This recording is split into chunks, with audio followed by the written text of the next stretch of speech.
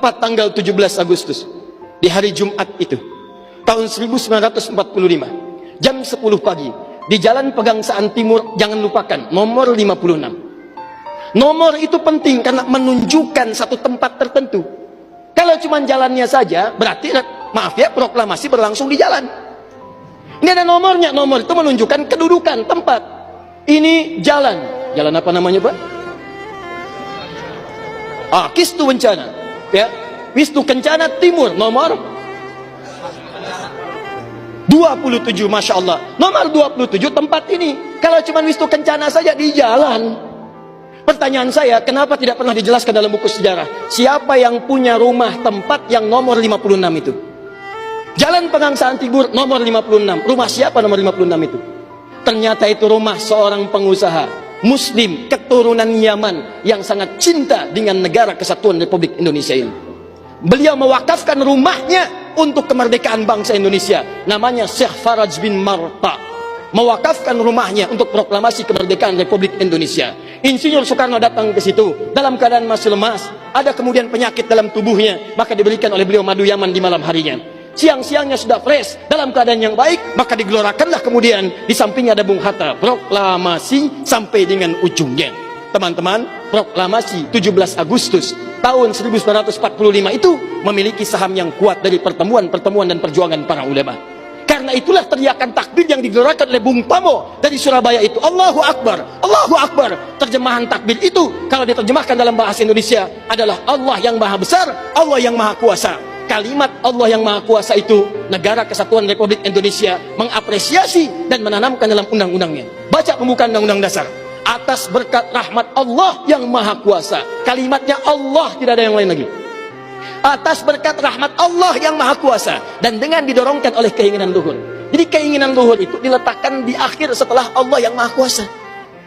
Karena dari dulu itu memang punya keinginan luhur, pengen merdeka, tapi belum dapat. Siapa kemudian yang mempercepat keinginan luhur itu? Allah yang maha kuasa. Atas berkat rahmat Allah yang maha kuasa, dan dengan didorongkan oleh keinginan luhur, maka rakyat Indonesia menyatakan dengan ini kemerdekaannya. Dari situ kemudian jadikan sebagai sila dari 5 dasar sila ketuhanan itu. Ketuhanan yang Maha Esa, sila yang pertama. Siapa ketuhanan yang Maha Esa itu? Dalam pengertian kita, Esa artinya ahad. Qul huwallahu ahad. Ditafsirkan kemudian dengan perlindungan dari negara, pasal 29, ayat 1 untuk dasar negaranya. Negara berdasar atas ketuhanan yang Maha Esa. Karena itu kalau di bumi Indonesia ini ada orang-orang yang anti Tuhan, ada orang-orang yang menolak ketuhanan, sesungguhnya dia sedang melanggar undang-undang. Dan pasal 29 ayat 2-nya, negara menjamin kita untuk menerapkan nilai-nilai ketuhanan dalam bentuk ibadah. Perhatikan bacaannya. Negara menjamin kemerdekaan tiap-tiap penduduk untuk memeluk agamanya masing-masing dan beribadah menurut agama dan kepercayaannya itu. Bagi kita, pengajian adalah ibadah, sholat adalah ibadah, zakat adalah ibadah, taklim seperti ini adalah ibadah. Jadi taklim pun dilindungi oleh undang-undang, taklim pun didukung oleh negara, dan kalimat takbir pun itu adalah kalimat takbir yang tertuliskan dalam undang-undang dasar kita. Jadi kalau ada anak bangsa yang anti dengan kalimat takbir, itu artinya anak bangsa yang tidak mengenal perjuangan nenek moyang kita yang telah mewujudkan negara kesatuan Republik Indonesia. Takbir. Kita harus benar-benar merdeka dari segala bentuk penjajahan-penjajahan kekinian, baik penjajahan yang bisa menjajah mentalitas kita. Kita mesti bangkit menghargai setiap bentuk perjuangan mereka untuk memakmurkan negara kesatuan Republik Indonesia.